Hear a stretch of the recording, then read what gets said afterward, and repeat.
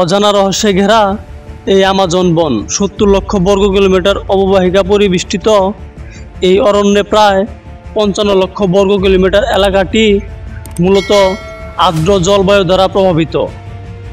Amazon অরণ্য Amazon নদীর অববাহিকায় পৃথিবীর সবচেয়ে বড় নিরক্ষীয় বন, যা উত্তর আমেরিকা মহাদেশের উত্তর ভাগের ৯টি দেশের অন্তর্ভুক্ত। আমাজন অরণ্য ৬০ ভাগ ব্রাজিলে, ১৩ ভাগ পেরুতে অবস্থিত। এখানে প্রাণী বৈচিত্র্য অতুলনীয়। আমাজন অরণ্যের গুরুত্ব অনেক। পৃথিবীর ২০ ভাগ অক্সিজেন আসে এই আমাজন বন থেকে। বেশিরভাগ নদীর উৎস এই বনের আমাজন নদী। এই নদী বিশ্বের প্রচুর পানি যোগান দিয়ে থাকে। এছাড়া আমাজন নদীতে ৩,০০০ প্রজাতি মাছ ও জলজ প্রাণী আছে।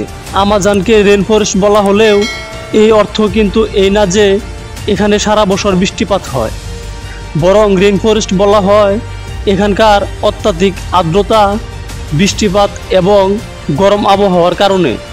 প্রচণ্ড গরমের কারণে এখানে বাষ্পীভবনের হার অনেক বেশি, যা আর্দ্রতা এবং বৃষ্টিপাত বেশি হওয়ার অন্যতম কারণ।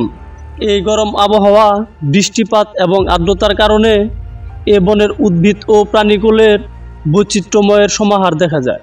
পর্তুগিজ অভিযাত্রীরা বিশ্বাস করত বিশাল এই বনের মধ্যে কোথাও লুকিয়ে আছে এল ডোরাডো নামে এক গুপ্ত শহর। ধারণা করা হতো এই শহরটি পুরোটা স্বর্ণের। এই ভ্রান্ত ধারণাটি এসেছে গ্রিক পৌরাণিক গল্প থেকে। সে গল্পে বলা হয়েছে এল ডোরাডো নামক সোনার মোড়ানো শহরটি পাহারা দেয় এক শ্রেণীর বিশেষ নারী যোদ্ধারা। বিশ্বের মোট ওষুধের ২৫ ভাগ কাঁচামাল আসে এই বনের ৪,০০০ প্রজাতির গাছ থেকে।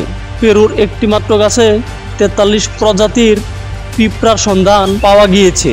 আমাজন জঙ্গল নিয়ে রহস্যের কথা বলতে গেলে কোনো শেষ নেই। এখন পর্যন্ত অনেক রহস্যই উদ্ঘাটন করা যায়নি।